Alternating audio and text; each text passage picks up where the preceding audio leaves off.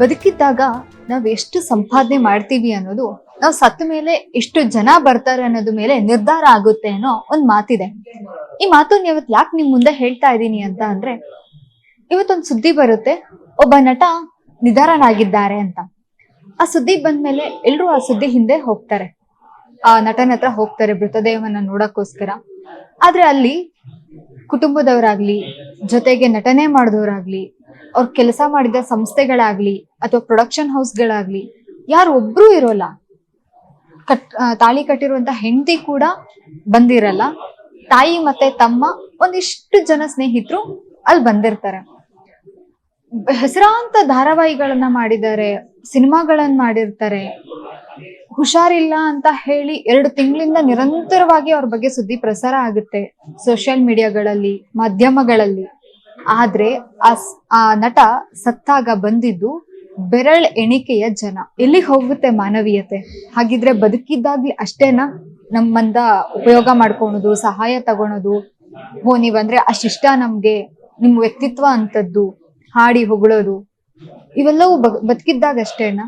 ಕಡೆ ಪಕ್ಷ ಒಂದು ಮುಖ ನೋಡೋಕೆ ಇನ್ನು ಆ ವ್ಯಕ್ತಿ ನಮಗ್ ಸಿಗಲ್ಲ ಜೀವಂತವಾಗಿ ಅಥವಾ ನೋಡೋಕೆ.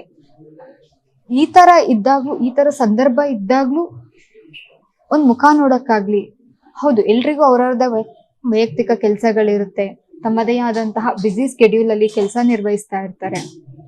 ಆದ್ರೆ ಒಬ್ಬ ವ್ಯಕ್ತಿ ಸತ್ತಾಗ ಅವನ್ ಜೊತೆ ಹಲವಾರು ಒಂದಿಷ್ಟು ವರ್ಷ ಪಯಣ ಮಾಡಿರ್ತಾರೆ, ಜೊತೆ ಕೆಲಸ ಮಾಡುವಾಗ್ಲೂನು ಅಥವಾ ಇನ್ನೇನೋ ಸಂದರ್ಭದಲ್ಲೂ ಒಂದಿಷ್ಟು ಗಂಟೆ, ಒಂದಿಷ್ಟು ಸಮಯ, ಒಂದಿಷ್ಟು ವರ್ಷ ಜೊತೆ ಕಾಲ ಕಳೆದಿರ್ತಾರೆ, ಒಂದಿಷ್ಟು ವಿಚಾರಗಳನ್ನ ಹಂಚ್ಕೊಂಡಿರ್ತಾರೆ, ಒಂದೊಳ್ಳೆ ಒಡನಾಟ ಬೆಳ್ಕೊಂಡಿರುತ್ತೆ. ಇಷ್ಟೆಲ್ಲ ನಡೆದ ಮೇಲೂ ಯಾಕೆ ಬರೋಕೆ 1 ನಿಮಿಷ ಟೈಮ್ ಸಿಗ್ಲಿಲ್ವಾ? ಸಮಯ ಅನ್ನೋದು ಅಷ್ಟು ದುಬಾರಿ ಆಗ್ತಿದ್ಯಾ? ಸತ್ತಾಗ ಬರ್ದಿದ ಮೇಲೆ ಇನ್ ಎಲ್ಲಿ ಸಿಗ್ತಾರೆ ಆ ವ್ಯಕ್ತಿ? ಇವತ್ತು ನೋಡಿದಾಗ ಅನ್ಸೋದು ಎಲ್ರಿಗೂ ಪ್ರಶ್ನೆಗಳು ಮೂಡಿದ್ದೇ ಇಷ್ಟು. ಯಾಕಂದ್ರೆ ಆ ವ್ಯಕ್ತಿ ಹೆಸರು ಕೇಳ್ದವ್ರು ಎಲ್ರು ಆ ವ್ಯಕ್ತಿ ಮಾಡಿದಂತ ಧಾರಾವಾಹಿಗಳ ಹೆಸರು ಹೇಳ್ದಾಗ್ಲೂ ಅವ್ರಾ ಅನ್ನೋ ಪ್ರಶ್ನೆ, ಗೊತ್ತು, ನೋಡಿದೀವಿ ಅನ್ನೋಂತ ಮಾತುಗಳು ಬಂದ್ವು. ಆದ್ರೆ ಬರೀ ಟಿವಿಲಿ ನೋಡ್ದವ್ರೆ ಎಷ್ಟೋ ಜನ ಬಂದ್ ನೋಡ್ಕೊಂಡ್ ಹೋದ್ರು, ಅವ್ರ ಹೆಸರು ಹೇಳಿದ ತಕ್ಷಣ, ಅವ್ರು ಆಕ್ಟ್ ಮಾಡಿರೋ ಧಾರಾವಾಹಿ ಹೇಳಿದ ತಕ್ಷಣ.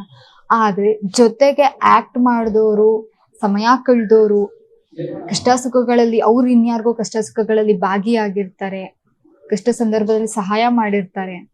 ಅದೆಲ್ಲದನ್ನು ಮರೆತು 1 ನಿಮಿಷ ಅವರಿಗೋಸ್ಕರ ಟೈಮ್ ಸಿಗ್ಲಿಲ್ವಾ? ಒಂದೇ 1 ನಿಮಿಷ ಬಂದು ಮುಖ ನೋಡಿ ಅವ್ರಿಗೆ ನಮನ ಸಲ್ಲಿಸಿ ಹೋಗಕ್ಕೂ ಅವ್ರ ಹತ್ರ ಸಮಯ ಸಿಗ್ಲಿಲ್ವಾ? ಇವತ್ತು ಒಬ್ಬ ನಟ ಅಥವಾ ಯಾರೋ ಒಬ್ಬ ವ್ಯಕ್ತಿ ಹೋಗಿ ನಿಧನರಾಗಿದ್ದಾರೆ ಅಂತ ಅಂದಾಗ ಅವ್ರ ಅಭಿಮಾನಿ ಬಳಗ ಬರುತ್ತೆ, ಅವ್ರ ಕುಟುಂಬ ವರ್ಗದವರು, ಅವ್ರ ಜೊತೆ ಕೆಲಸ ಮಾಡಿದವರು, ಸ್ನೇಹಿತರು ಎಲ್ರೂ ಬರ್ತಾರೆ. ನಾವು ಬರೋದನ್ನು ನೋಡಿದೀವಿ. ಆದ್ರೆ ಇವತ್ತು ಈ ನಟ ನಿಧನನಾದಾಗ ಹಾಸ್ಪಿಟ್ಲ್ ಹತ್ರ ಆಗ್ಲಿ, ನಾವು ಹಾಸ್ಪಿಟ್ಲ್ ಹತ್ರ ಓಕೆ ಬರ್ತಾರೆ, ಎಲ್ಲಿ ಅಂತ್ಯ ಸಂಸ್ಕಾರ ಮಾಡ್ತಾರೋ ಆ ಜಾಗದಲ್ಲಾದ್ರೂ ಬಂದಿರ್ತಾರೆ ಅನ್ಕೊಂಡ್ವಿ. ಆದ್ರೆ ಅಲ್ಲೂ ಕೂಡ ಯಾರೂ ಇಲ್ಲ, ಇದ್ದಿದ್ದು ಬೆರಳ ಎಣಿಕೆಯ ಜನ ಅಷ್ಟೇ. ಹಾಗಾದ್ರೆ ಇಷ್ಟು ವರ್ಷ ಕಲಾಕ್ಷೇತ್ರಕ್ಕೆ ಆ ವ್ಯಕ್ತಿ ಸೇವೆ ಸಲ್ಲಿಸಿರ್ತಾರೆ, ಅವ್ರು ಸಲ್ಲಿಸಿದ ಸೇವೆಗೂ ಇವತ್ತು ಬಂದು ಯಾರೂ ಕೃತಜ್ಞತೆ ತಿಳಿಸ್ತಿಲ್ಲ. ಇಷ್ಟು ವರ್ಷ ನೀವು ಸೇವೆ ಮಾಡಿ, ಎಲ್ಲೋ ಒಂದ್ ಕಡೆ ಆತ್ಮಕ್ಕೆ ಶಾಂತಿ ಸಿಗ್ಲಿ ಅಂತ ಹೇಳಿ ವಾಟ್ಸಪ್, ಇನ್ಸ್ಟಾಗ್ರಾಮ್ ಸ್ಟೇಟಸ್ ಅಲ್ಲಿ ಮುಗ್ದು ಹೋಯ್ತಾ? ನಿಮ್ಮ ಪ್ರೀತಿ, ಸ್ನೇಹ, ಸಂಬಂಧಗಳು ಎಲ್ಲದೂ ಅಲ್ಲೇ ಮುಗ್ದು ಹೋಗುತ್ತಾ?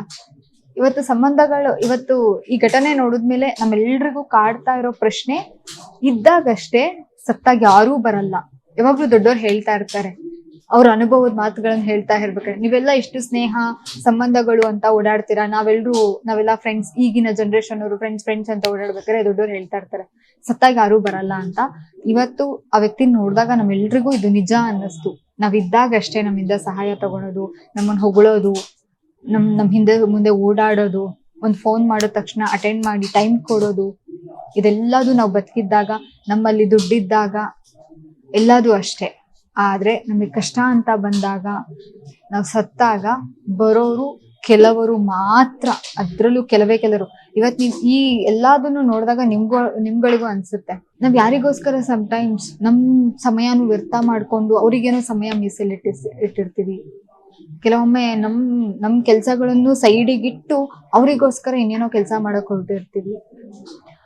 ಇವತ್ತು ನಾನು ಒಂದಿಷ್ಟು ಜನನ ಮಾತಾಡಿಸ್ತಾ ಹೋಗ್ತೀನಿ, ನಾವೆಲ್ಲರೂ ನಮ್ಮ ಸಂಸ್ಥೆಯಲ್ಲಿ ಮಾತಾಡಿಸ್ತಾ ಹೋಗ್ತೀವಿ. ಮಾತಾಡಿಸ್ತಾ ಹೋದಾಗ ಆ ವ್ಯಕ್ತಿ ತುಂಬಾ ಒಳ್ಳೆಯವರು, ತುಂಬಾ ಸ್ನೇಹ ಜೀವಿ, ಜಾಯ್ಫುಲ್ ಆಗಿರ್ತಿದ್ರು, ಎಲ್ರ ಜೊತೆ ಹೊಂದ್ಕೊಂತಾ ಇದ್ರು, ಯಾರೊಂದಿಗೂ ದ್ವೇಷ ಇರ್ಲಿಲ್ಲ, ಯಾರ ಜೊತೆನೂ ದ್ವೇಷ ಕಟ್ಕೊಂತಿರ್ಲಿಲ್ಲ ಅನ್ನೋಂತ ಮಾತುಗಳು ಬಂತು. ಇಷ್ಟೆಲ್ಲ ಹೇಳ್ತಿದ್ದಾರೆ, ಹಾಗಾದ್ರೆ ಯಾರ ಜೊತೆಗೂ ದ್ವೇಷ ಇಲ್ದಿದ್ಮೇಲೆ ಯಾಕೆ ಬೆರಳ ಎಣಿಕೆಗಳಷ್ಟು ಜನ ಬಂದಿದ್ರು? ಯಾರ ಜೊತೆನೂ ದ್ವೇಷ ಇಲ್ಲ ಅಂತ ಆದ್ಮೇಲೆ ಯಾಕೊಬ್ರು ನೋಡಕ್ ಬರ್ಲಿಲ್ಲ? ಎಲ್ಲ ಒಂದ್ ಕಡೆ ಒಂದಿಷ್ಟು ಸೋಷಿಯಲ್ ಮೀಡಿಯಾಗಳಲ್ಲಿ ಪೋಸ್ಟರ್ ನೋಡಿದೆ, ಅವ್ರು ಕೆಲಸ ಮಾಡಿರುವಂತಹ ಕ್ಷೇತ್ರಗಳಲ್ಲಿ ಒಂದಿಷ್ಟು ಪೋಸ್ಟರ್ ಗಳನ್ನ ನೋಡಿದೆ, ಆತ್ಮಕ್ ಶಾಂತಿ ಸಿಗ್ಲಿ ಅಂತ. ಇಷ್ಟೇನಾ? ಆತ್ಮಕ್ ಶಾಂತಿ ಸಿಗ್ಲಿ ಅಂತ ಬಯಸಿದ್ರೆ ಸಾಕ? ಇನ್ನೆಲ್ರು ಸಿಗ್ತಾರೆ? ಇವತ್ತಿಂದ ನಾವು ನಾಳೆಯಿಂದ ಶ್ರೀಧರ್ ಅವ್ರನ್ನ ನೋಡೋಣ ಅಂದ್ರೆ ಎಲ್ಲಿ ಸಿಗ್ತಾರೆ? ಆ ನಟ ನಮಗ್ ಮತ್ತೆ ಸಿಗ್ತಾರ? ಅಂತ ಒಬ್ಬ ಅದ್ಭುತ ಕಲಾವಿದ ನಮಗ್ ಸಿಗ್ತಾರ? 47 ವರ್ಷಕ್ಕೆ ತನ್ನ ಬದುಕಿನ ಯಾನವನ್ನ ಹೊರಟೋದ್ರು. ಇನ್ ಸಿಗ್ತಾರ ನಮ್ಗೆ ಅವರು? ಇನ್ ನಾವು ಹುಡ್ಕೊಂಡು ಹೋದ್ರು ಸಿಗಲ್ಲ. ದಯವಿಟ್ಟು ಮಾನವೀಯತೆಯಿಂದ ಮಾನವರಾಗಿ ಬದುಕೋಣ. ಯಾಕೆ ಇದನ್ನ ಒತ್ತಿ ಹೇಳ್ತಾ ಇದೀನಿ ಅಂದ್ರೆ, ಒಬ್ಬ ನಟನಿಗೆ ಇಂಥ ಪರಿಸ್ಥಿತಿ ಆದ್ರೆ ಇನ್ನು ನಾವೆಲ್ಲರೂ ಜನಸಾಮಾನ್ಯರು, ಅಲ್ಲಿ ಇಲ್ಲಿ ಕೆಲಸ ಮಾಡ್ಕೊಂಡು, ಒಂದ್ ಸಂಸ್ಥೆಗಳಲ್ಲಿ ಕೆಲಸ ಮಾಡ್ಕೊಂಡು ಬದುಕೋರು, ದಿನನಿತ್ಯದ ಜಂಜಾಟದಲ್ಲಿ ಬದುಕೋರು, ನಮ್ಗಳ ಕತೆ ಏನು? ನಾವು ಸತ್ತಾಗ್ಲೂ ಇನ್ಯಾರೂ ಬರಲ್ವಾ? ನಮ್ ಜೊತೆ ಕೆಲಸ ಮಾಡಿದವರು, ನಮ್ ಜೊತೆ ಸ್ನೇಹ ಬೆಳೆಸ್ತವ್ರು ಯಾರೂ ಬರಲ್ವಾ?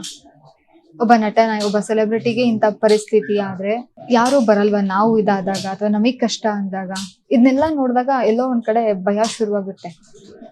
ಇನ್ ನಮ್ಗಳ ಕತೆ ಏನೋ ಮುಂದಿನ ಜನರೇಷನ್ ಅಲ್ಲಿ ನಮ್ ಪೀಳಿಗೆ ಬಂದಾಗ ಇನ್ನೆಲ್ಲ ಹೆಂಗಿರುತ್ತೋ, ನಮಗೆ ಯಾರಾದ್ರು ಬರ್ತಾರೋ ಇಲ್ಲೋ.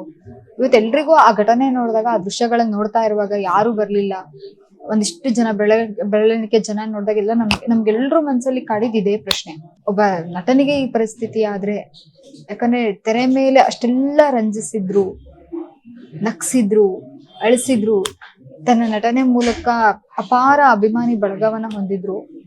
ಇಷ್ಟೆಲ್ಲ ಇದ್ದ ಮೇಲೂ ಎಲ್ಲಿ ಹೋಯ್ತು ಆ ಅಪಾರ ಅಭಿಮಾನಿ ಬಳಗ, ಸ್ನೇಹಿತರು, ಕುಟುಂಬದವರು ಎಲ್ಲಿ ಹೋದ್ರು? ಎಲ್ರು ಅವ್ರ ಹತ್ರ ದುಡ್ಡಿದ್ದಾಗ, ಫೈನಾನ್ಷಿಯಲಿ ಆ ವ್ಯಕ್ತಿ ಇಲ್ಲ ಅಂತ ಗೊತ್ತಾದಾಗ, ಅಥವಾ ಇನ್ನು ಆ ವ್ಯಕ್ತಿ ಕೈಲಿ ನಮ್ಗೇನು ಸಹಾಯ ಇಲ್ಲ ಅಂತ ಗೊತ್ತಾದಾಗ ಒಂದ್ ಮುಖ ನೋಡೋಕೆ ಬರ್ಬೇಕು ಅಂತಾನು ಅನ್ಸಲ್ವಾ? ಮುಖ ನೋಡ್ಬೇಕು, ಮಾತಾಡಿಸ್ಬೇಕು, ಅಟ್ಲೀಸ್ಟ್ ಅವ್ರಿಗೆ ನಮ್ದೇನೋ ಕೃತಜ್ಞತೆಯನ್ನ ತಿಳಿಸ್ಬೇಕು. ನಮ್ ಜೊತೆ ಕೆಲಸ ಮಾಡಿದ್ದಾರೆ, ಮಾತಾಡಿದ್ದಾರೆ, ಒಡನಾಟ ಇತ್ತು, ಇದೆಲ್ಲದನ್ನು ಮರ್ತು ಬಿಡ್ತಾರ? ಏನೇ ಆಗ್ಲಿ, ಆ ನಟನ ಆತ್ಮಕ್ಕೆ ಶಾಂತಿ ಸಿಗ್ಲಿ. ಇನ್ ಮುಂದೆ ಮಾನವೀಯತೆಯಿಂದ ಮಾನವರಾಗಿ ಬದುಕೋಣ. ಧನ್ಯವಾದಗಳು. ಕ್ಷಣ ಕ್ಷಣದ ಸುದ್ದಿಗಳಿಗಾಗಿ ಫ್ರೀಡಂ ಟಿವಿ ಸಬ್ಸ್ಕ್ರೈಬ್ ಮಾಡಿ, ಲೈಕ್ ಮಾಡಿ ಹಾಗೂ ಫಾಲೋ ಮಾಡಿ. ಹೊಸ ಸುದ್ದಿಗಳ ನೋಟಿಫಿಕೇಶನ್ಗಾಗಿ ಬೆಲ್ ಐಕಾನ್ ಮೇಲೆ ಕ್ಲಿಕ್ ಮಾಡಿ.